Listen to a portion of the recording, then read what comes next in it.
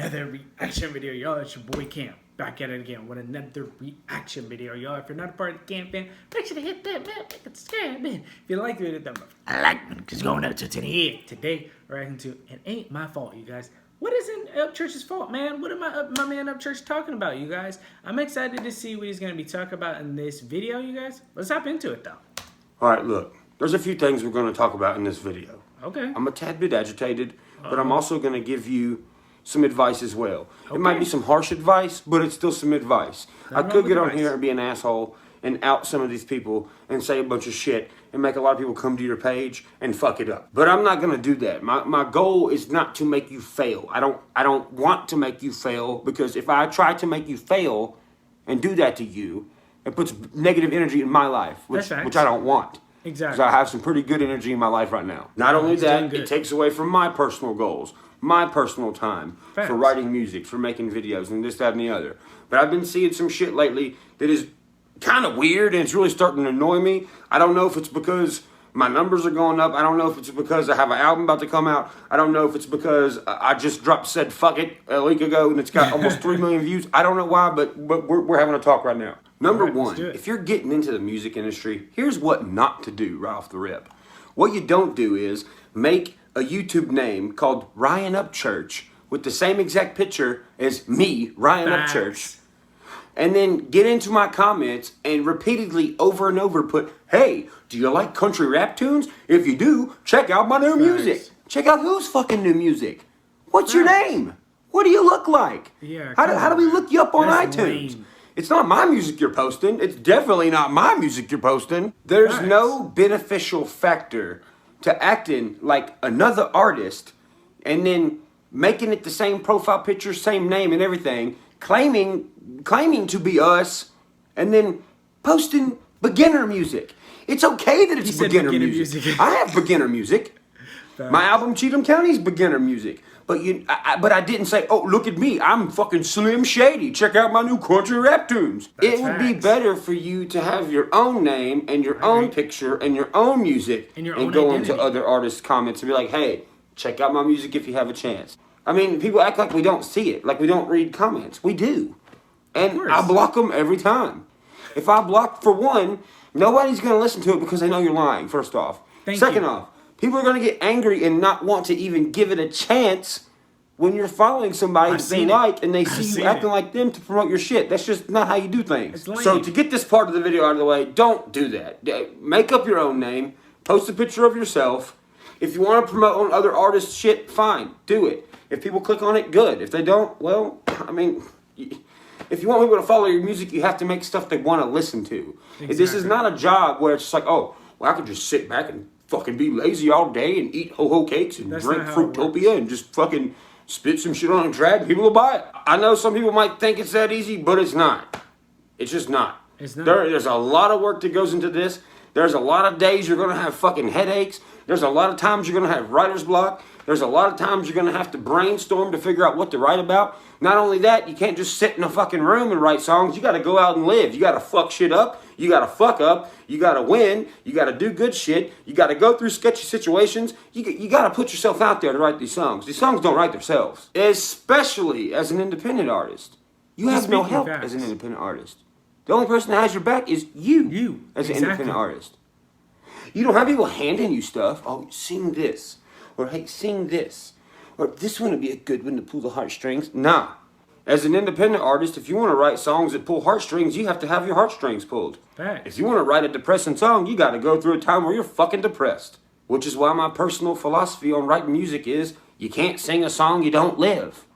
You can't. Just that I mean, you can, but your lifespan's going to be this fucking long. In this day and age, if you're not connecting with the people who watch you, if you're not singing songs about certain stuff that you're going through in your personal life, how are people going to consistently attach themselves to you or relate to you? They're not. Every single emotion you go through, whether it doesn't matter if they're sporadic and you go through a bunch of weird shit in a month.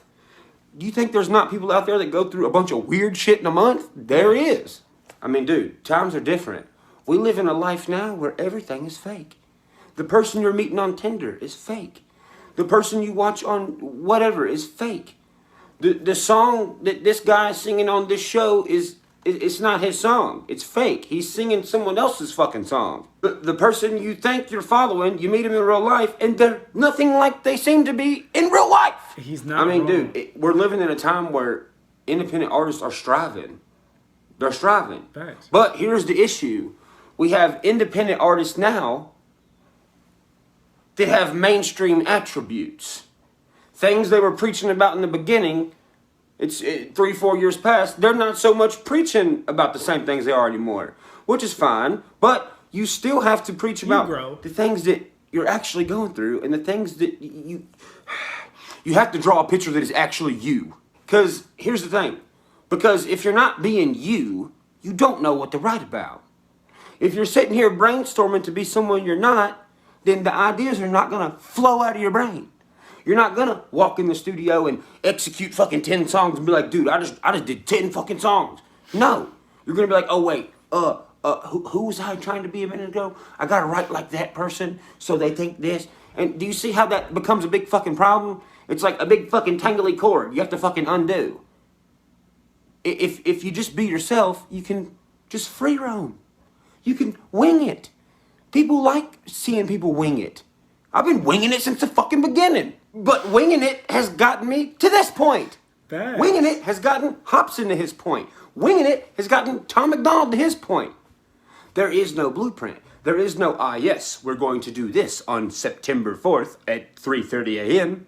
No, dude. That's how it works. If it's there, if it's there. If it's not, it's not. What is the excitement behind knowing what's going to happen? What is the excitement about knowing what someone's going to talk about? What is the excitement about knowing if this person's going to be on this show or be on this show or if they're going to put out this music? There's no excitement if you already know what the fuck's going to happen. Which brings me to my next point. You have to be sharp-minded. If you want to keep growing, you got to be sharp-minded. Because when fucking problems come to you, you have to be the motherfucker that executes them sons of bitches. You don't have, as an independent artist, you don't have a PR team. It's like, oh, well, you should say this, and oh, don't comment on that, and hey, steer clear from this guy, and don't go hang out with him because he's bad news. You know what my PR team is? My gut and my fucking brain. Nobody can drive your career car like you can. I call it your career car because I really love cars. You're the motherfucker that's supposed to know when to let out on the clutch. You're the motherfucker that's supposed to know where to perfectly shift it when the RPMs go to that perfect point. With your career, you're supposed to be the one that knows how to drive with your knee when you need to. You're the person that's supposed to know when your tires are about to break loose, if they're bald, if they got tread, if you have gas, if you have clean oil. That's all on you as an independent artist. It's not on nobody else. If anybody else hops in your career car, they're going to stall that motherfucker. They're going to blow the head gasket. They're going to grind the transmission gears. They're going to fuck it all up for you. What are you going to say? Oh, well, it's his fault. He's the one that drove my car. Nah, motherfucker. You the one that let him drive it. Which brings me to my next point. Coattail riding. Coattail riding gets you nowhere. You know what it does? It gets you someone else's coat. Exactly. It doesn't get you anywhere. Because eventually, once you coattail ride so much, that person's going to be like, they're going to slip that coat off and be like, bro, you can have it. Just fucking leave me alone. They're going to go get a new coat. They're going to have your old coat. And they're going to sit there and be like, well, I got his coat. While they're walking away, going to get a new coat, upgrading themselves, while you're still hanging on, the coat you were riding on them with. Now, listen, it's okay to do features, but there comes a point where features don't make sense. There are times when features do make sense when it's artists that are near the same level. Now, if this artist and this artist are on the same level and they did a feature and then this guy over here ruined a bunch of shit from trying to get at this guy and this guy's up here now and this dude's still down here, you don't get a feature with that guy. This guy's like, no, you don't try to fuck me over. I'm not going to come back down and then try to pull you up here and then go back to where I was. No, it doesn't work like that. And the reason I'm even on this topic is because recently I released Said Fuck It. I've been working my ass off for the people who watch me. I've done made a whole nother country album. I've done made a whole nother rap album. I'm starting on Creeker 3. I done shot a music video with another really big artist, Clay Walker. I just come out with a documentary, Holler Boys, with A-Loose Visions. Wow. I got so much shit that I've been working on that's not out yet. But do you see what I do? I mind my own business. I stay at my own house. I stay in my own lane. I'm not worried about nobody. I'm worried about me. I'm worried about what my people think about me. Not yesterday, but a year from now.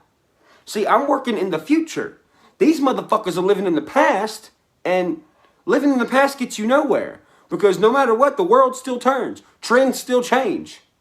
You have to up your skill level all the time. If you don't, you're gonna fucking fade away. And with that being said, and listen, I'll watch everything. Okay? When you see active at 3 o'clock, it ain't because I'm playing with my balls and watching porn. No. It's because I'm seeing what everyone's doing. I'm looking at people's stuff, looking at their comments, seeing what they're talking about. I'm seeing what other artists are liking and what they're not liking. I see what other artists are commenting on. I see what they're posting. That's what I do. I sit around and I observe. And then I consume all of it. And then I make my own judgment about whatever it is they're doing, if I'm interested in it, if I need to know. And then I go on about my business and I don't say anything. Then there's the other type of artist that doesn't stick around that long. The one that's like, hey, I'm going to diss this person just fucking because. I'm going to fucking talk shit to UPCHURCH and put a diss song out about him so he'll reply. So for 3 whole days, I get attention. Bad attention, but whatever, it's still attention. And then they don't like it. It's like, dude, it's what you asked for. That's what the fuck you ordered. I had an artist just the other day hit me up. He's not that big of an artist. At one time, we were on the same level. We're not on the same level anymore. And this is the thing. You can't look at other people and be jealous. You have to look at other people and be inspired. It has to make you want to get up and be better. You can't look at somebody and be like, fuck him, I wish I was there. And then you dwell on it so long, and you dwell on it so long, and you dwell on it so long, and then you're like, oh shit, I'm sinking. You're like, wait, no, I changed my mind. And then too late, you're fucking drowned. So this artist who hit me up in my DMs the other day, I'm not going to say who it is. I don't want any trouble for him. I don't want everybody to go to his page and fucking shit up. But they come to me the other day, and they were like, I need you on a song. You're going to get on this song, and you're going to da-da-da-da. I'm like, whoa. First off, motherfucker, you're talking to the wrong motherfucker like that. You don't come at me telling me I'm going to do something. That makes me not want to do it even more than I already don't want to do it. Then this artist proceeds to tell me, well, you fucked my career up. It's your fault. I'm trying to do better for myself, and it's your fault that you did it. Nuh-uh, buddy. Not a chance. You don't come to me telling me I'm going to fucking do something for you and do you a favor. Especially after you done dissed me this time and said this about me on Facebook, and then you come back and oh, I'm sorry, and then do it again, and then come back and then say I owe you a favor. I don't owe you shit. Nobody does. I don't have to do fucking. Sorry guys, I have to end it here because I only have a 15-minute ability to upload a video. If you guys want me to finish it, let me know in the comment section below. I mean, like a finishing part 2. I'm gonna finish the video regardless because, like I said, I'm really into this video because, like he said, like it is frustrating for me because there's a lot of people riding certain people's coattails. I'll just keep it a buck with you guys, and there's a lot of entitled people out there. I'm not surprised that UPCHURCH does. It wouldn't surprise me if he gets that all the time, that people want to do features with him and all this other stuff. Like, it makes sense for UPCHURCH and Adam Calhoun to do a song together, right? Because they're both on the same level, you guys, right? They're both benefiting because they're commingling their fan base, right? It makes sense for Struggle Jennings and UPCHURCH to do a song together. It makes sense for Adam Calhoun and Struggle Jennings to do it. It makes sense for Jelly Roll and Adam to do a song together because they're on the same level. But a lot of the other artists, it doesn't make sense yet. Maybe in the future for them, but it doesn't make sense. And I agree. Like, don't be bad-talking people either. That's the most ridiculous thing I've ever heard. But yeah, you guys, let me know what you think about this in the comment section below. Don't forget to like, comment, and subscribe, y'all. We are on the road to 2,000 subscribers. So if you haven't joined the Cam Fam yet, what are you doing? Hit the subscribe button. But yeah, y'all, I'ma catch you in the next video.